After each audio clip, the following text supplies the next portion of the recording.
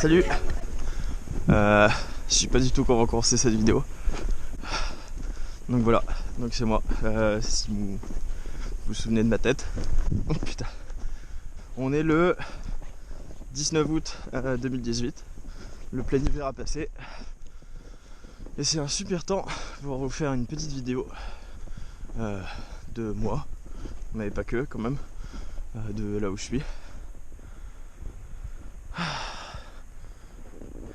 Donc là je viens tout juste de sortir du bâtiment Biomar, là où travaillent les deux ornithos.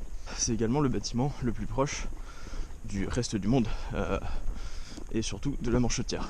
Donc c'est là où je vais vous emmener ce matin. Si je suis essoufflé c'est normal, c'est parce que on a eu 2 jours de neige et la poudreuse est infernale. Fait extrêmement rare, il n'y a pas de vent, donc il fait super chaud, on est à moins 7 degrés, il y a une dépression qui vient d'Australie là, qui nous ramène du vent chaud. C'est l'enfer, ça va être l'enfer de faire cette vidéo. J'ai pas beaucoup grossi, je trouve pas. J'ai les cheveux longs, on les voit. Voilà, bon ça va arriver 30 fois dans la vidéo. Mais on se pète la gueule toujours avec grâce. J'ai mis de la neige dans mes gants. Donc là effectivement, comme vous pouvez le voir, et c'est pas trop représentatif du paysage de toute l'année, il fait blanc, blanc, blanc partout. Et du coup on arrive quasiment pas à discerner le ciel de la terre. Je change de main parce que j'ai une crampe. Donc la vie sur base, bah là, à l'heure actuelle ça se passe super bien. Disons que on est toujours 24 pendant encore 2 mois et demi. Premier avion qui dépose les campagnards d'été, les prochains hivernants, c'est 3-4 novembre. Ouais, petite parenthèse aussi, si je perds la tête c'est normal. Ça fait quand même pas mal de temps qu'on est là. Et déjà parler à une caméra c'est assez compliqué. Alors en plus parler à des gens extérieurs, sachant que les seules têtes que j'ai vues depuis 7 mois c'est mes 23 co-hivernants. Mais il fait super chaud hein. D'ailleurs c'est pas du tout mes habits habituels. Là j'ai une salopette bleue, j'ai des grosses bottes évidemment, hein, on les voit pas trop. Elles sont toutes percées, j'ai des petits gants, tu vois. Tout ça pour dire qu'il fait super chaud. Genre d'ailleurs je vais hop. J'en peux plus. Derrière le bâtiment bleu c'est l'AGI. C'est un bâtiment de secours en fait, au cas où le stock de nourriture sur base crame, ou le dortoir, etc. Donc en fait là-bas il y a genre des matelas, des couettes, des habits chauds, au cas où on perdait tout. Scénario catastrophe mais possible. Donc la base qui est là c'est sur l'île des Pétrels, donc la plus grande île de l'archipel de point de géologie. Mais du coup il y a plein d'îles alentour. Et là par exemple je marche plus sur du caillou, hein, je marche sur de la flotte. Simplement elle est solide forcément. Sur de la banquise. Et du coup tout autour de moi en fait il y a plein d'îles en fait, on n'est plus du tout sur l'île des Pétrels. Du coup je crois que j'en étais à la vie de la base. Et tout se passe bien. Parce que du coup l'ambiance est très bonne. Il y a beaucoup de jeunes au final, enfin de gens de mon âge et un peu plus vieux, ou même des vieux carrément qui ont 40-50 ans et tout, mais qui sont jeunes dans leur tête. Et du coup ça fait un super groupe dynamique, où on fait pas mal de soirées à thème, des trucs comme ça. Hier soir on a fait une soirée allemande, c'était super cool. Ah oui putain, petit aparté, c'est vrai, mais en fait j'oublie, dès que tu sors de la base, il faut prévenir à la radio. Donc tu vois ça. Parce que si t'arrives une couille, il faut qu'on sache shooter à peu près. Et vu que c'est quand même un environnement dangereux, il faut quand même une radio. Donc c'est ton seul moyen de contact si tu te perds sur la banquise ou si tu te casses une jambe. Donc là vous allez voir c'est super classe, je veux dire que je vais à la Manchetière. La radio de Corentin sur le 26. Je descends aux abords de la Manchetière. Bien reçu, pour info t'es sur le 27 là. Ok bien reçu, merci. Voilà, donc à part le fait que je me sois trompé de canal de diffusion, vous voyez c'est un peu super classe quand même. Alors avec la neige, petit danger aussi, on ne voit pas très mal les crevasses. Et donc facilement on peut tomber dedans. D'ailleurs on met en place des routines forcément. Le dimanche soir c'est film, ce soir je sais plus ce que c'est. Souvent on en présente 2-3 et puis les gens votent pour celui qui veulent voir le plus. Le lundi soir c'est tranquille, chacun fait ce qu'il veut. Mardi soir c'est soirée jeux vidéo, donc là je participe pas trop mais il y en a 3-4 qui jouent, là ils jouaient à Far Cry 3 et je crois que là ils vont jouer à Alien Isolation. Mercredi soir c'est jeu de société, donc ça c'est cool parce que t'as un peu tout le monde. Des gens que tu vois pas trop traîner au bar le soir. Hop, attention crevasse. Jeudi soir c'était quoi? Souvent c'est un documentaire, donc là Jeudi dernier c'était cool, c'était le film Demain, super intéressant. Vendredi soir c'est Squarock, donc on anime une radio quasiment tous les vendredis. Moi je fais des chroniques sur les spécificités animales, tout ça. C'est assez cool, ça prend à peu près 2 heures, on fait une bonne émission, on est tous autour d'une table. Samedi c'est soirée. Il y en a qui picolent, il y en a d'autres non. Moi je suis sobre depuis 5 mois, je tiens à le préciser. Ou quasi, enfin je bois juste une bière ou un verre de vin de temps en temps. Et puis bah dimanche, voilà quoi, on a fait la boucle. Ce midi c'est repas de famille, comme tous les dimanches on va dire.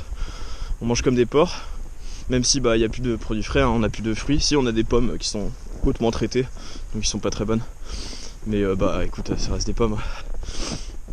Et en légumes il nous reste quoi? Des pommes de terre, des oignons, des échalotes.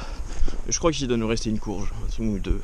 Sinon le reste c'est boîte de conserve et surgelé, donc bon. C'est pas redondant mais on commence à tourner en rond quoi, niveau bouffe. C'est pas non plus l'extase quoi. Mais j'ai jamais à me plaindre, mais honnêtement je mange toujours aussi bien. Il y a toujours autant de fromage.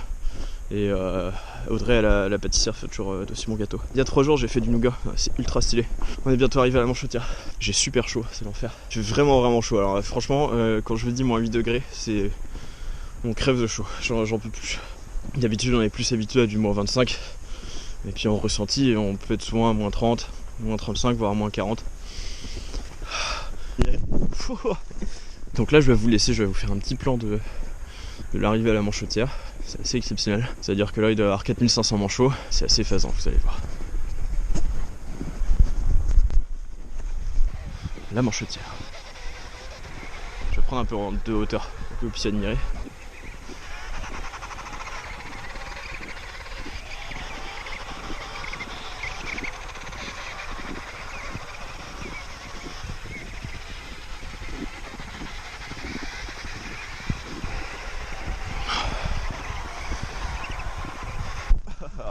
Voilà, là je viens de me péter la gueule. Donc en gros il y a à peu près 4500 manchots en frère.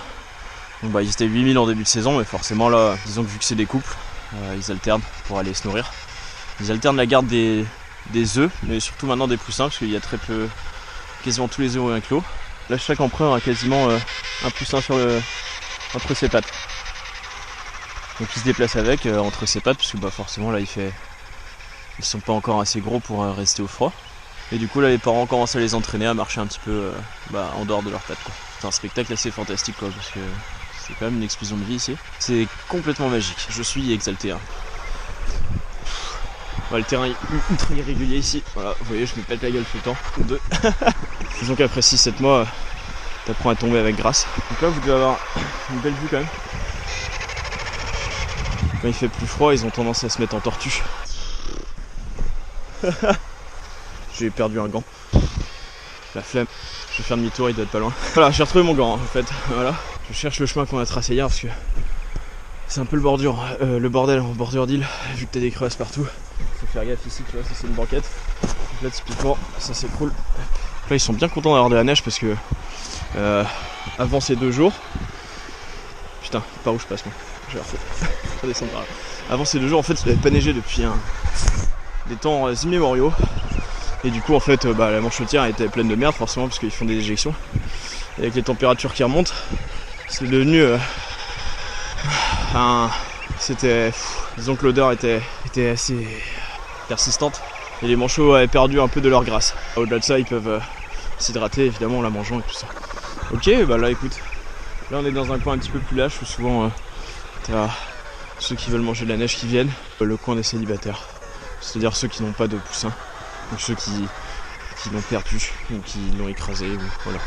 Parce que bon, ça reste la nature quoi. C'est sûr que des fois ils font un peu des boulettes, parce qu'ils sont pas très doués. Le manchot est super bien adapté à sa condition, mais il est pas très intelligent. Donc des fois quand son poussin est à 10 cm de lui, mais pas hors de ses pattes, potentiellement il va le laisser mourir de froid. Voilà, c'est la dure vie de la nature. Vu que j'ai des horaires de travail un peu adaptables, j'en profite, tu vois, dès qu'il fait beau, les jours, il fait jour jusqu'à 17h30, donc c'était quoi, c'était 13h que le soleil se couchait le 21 juin, c'était un peu l'enfer. On en a un peu chié, pas mal de perte de vitamines je pense. Quand il fait beau comme ça et qu'il fait jour, j'en profite souvent pour aller faire des photos sur le matin, sur l'après-midi. Moi je vais installer mon matos photo tranquillement, les parents et les poussins, ça va être superbe. Et puis après il sera l'heure d'aller manger le midi. Voilà, bah du coup bah je vous dis à tout de suite parce que pour vous ce sera une ellipse d'un clignement d'œil pour la deuxième partie. Et à tout de suite. Ça s'éteint comment? Ok. De retour. Voilà, t'es plus propre. L'après-midi, le temps s'est bien couvert. Un peu plus menaçant là. Donc la petite neige sympa de ce matin. Avec le vent, ça a commencé à être un petit peu moins sympa. Les températures ont chuté d'environ 10 degrés. Là, il commence déjà à faire un petit peu plus froid. On voit rien. Voilà, on commence à faire le tour d'une cheville.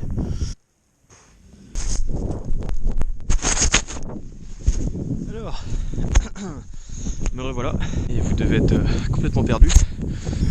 Parce qu'en fait, on n'est plus le 19 août, mais le 20. Ce qui s'est passé hier, c'est que quand je me suis cassé la gueule dans la neige et que je vous ai récupéré, j'ai accidentellement coupé la vidéo. Du coup, j'ai continué à traverser toute la base et à parler pendant 15 minutes à une caméra qui n'enregistrait pas. Voilà, c'est un peu compliqué, j'espère que vous suivez. Alors, j'ai failli vous lâcher encore une fois. J'ai les doigts qui congèlent parce que, en fait, donc là hier, ça soufflait un petit peu. Là, disons que ça s'est bien calmé, il y a un super ciel bleu, si vous pouvez admirer. J'ai froid à la gueule. Le problème, c'est qu'il y a une grosse tempête qui se prépare et qu'on va tous prendre dans la gueule. Ça, c'est un petit peu moins drôle. Pour vous situer un petit peu sur l'île des Pétrels. Donc là, derrière moi, je vous ai déjà dit hier, la vidéo couperée après, c'est le village magnétique, là où je fais les mesures tous les jours. Là, ici, c'est le magasin général. Là, c'est le garage. Ils sont chiants ces cheveux. Donc là, ça, c'est les trois bâtiments qui vont s'aligner là. C'est les bâtiments de stockage. Donc là, le premier qui est là, c'est le sec et le moins 20. Donc les pâtes, les fruits secs, le sucre. Donc là, hop, le deuxième bâtiment ici, c'est le local poubelle, là où on fait le tri sélectif, parce que pas forcément on fait le tri ici. La salle de sport, un des seuls locaux fermés à clé sur base, la pharmacie et l'alcool, pour des raisons un peu évidentes, même s'il n'y a pas de voleurs ici normalement. On sait jamais, quelqu'un d'un petit peu déprimé. Je rigole. Et je me pète la gueule. Est-ce qu'on va arriver à monter? Je ne sais pas. Ok, donc le bâtiment statique dont je vous ai montré. Il y a donc 3 groupes électrogènes pour produire le chauffage, l'électricité et donc alimenter les 3 cuves d'eau qui sont là. On prend l'eau de la mer et puis grâce à des procédés, un petit peu la faire bouillir, etc., on arrive en fait à la rendre très potable. D'ailleurs elle est très bonne. On l'appelle la centraline parce qu'elle provient de la centrale. Un petit peu un clin d'œil à la cristalline. On s'amuse comme on peut. Donc là en face, le bâtiment qu'on a contourné tout à l'heure, le gros bâtiment, c'est le bâtiment de vie, c'est le séjour. Donc c'est là où on va manger, c'est là où il y a la cuisine, les sèche-linges, les lave-linges, etc., etc. C'est là aussi où il y a le point détente, où on peut lire, faire un billard, un baby. Voilà, donc c'est le bâtiment de vie. Ça c'est Jules Dumont d'Urville. Petit bâtiment, petit monument sympa. Bon là il a des cheveux, normalement il n'en a pas. Et donc là, hop, les 2 bâtiments qui restent, c'est le 42 et Géophie. Donc le 42 c'est le dortoir, c'est là où on dort. Donc je vais vous montrer ma chambre. Bon à cette heure là normalement il n'y a personne qui dort, mais quand même il faut pas faire trop de bruit. D'ailleurs soit dit en passant, j'ai super faim, mais j'ai tout le temps faim. Ah oui, et aussi je vais avoir beaucoup de boulot dans les jours qui suivent à cause à cause des tremblements de terre qui vont suivre. Bon, les trucs les plus chiants ici, c'est tout le temps de se dessaper, de se saper. Parce que forcément, il fait 20 degrés à l'intérieur et il fait moins 30 à l'extérieur. Donc... Oui. Non, à peine.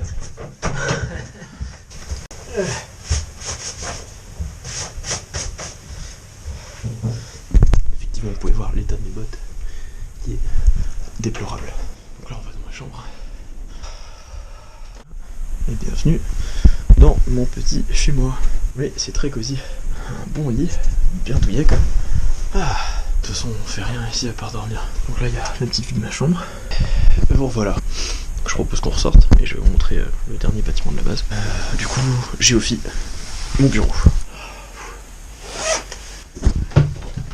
Mon manteau, c'est bien un manteau. Donc là où je marche, c'est mon petit passage avec mes petites marches à moi qui me permettent d'aller à mon bureau.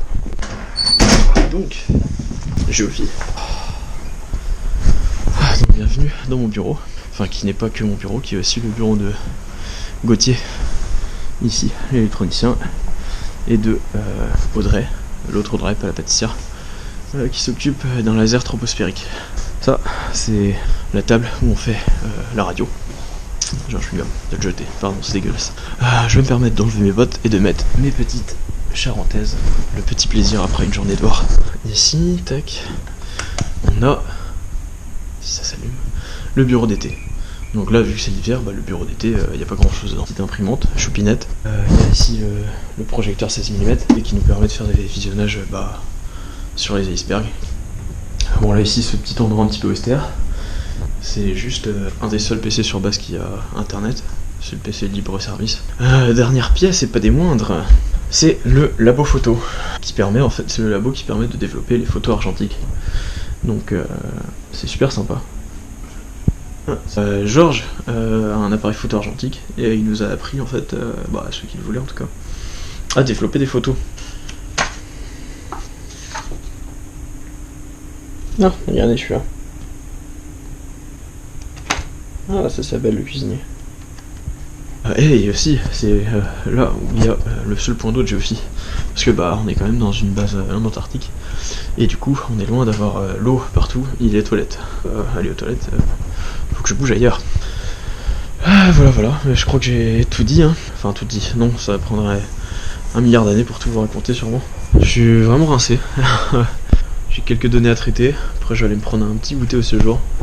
Tranquillou pilou. Je suis sur une autre planète ici. Littéralement. J'espère que vous serez bien marrés quand je me serai pété la gueule, je crois une dizaine de fois. Donc je vous fais de gros bisous. Et puis je vous dis à très bientôt. Voilà.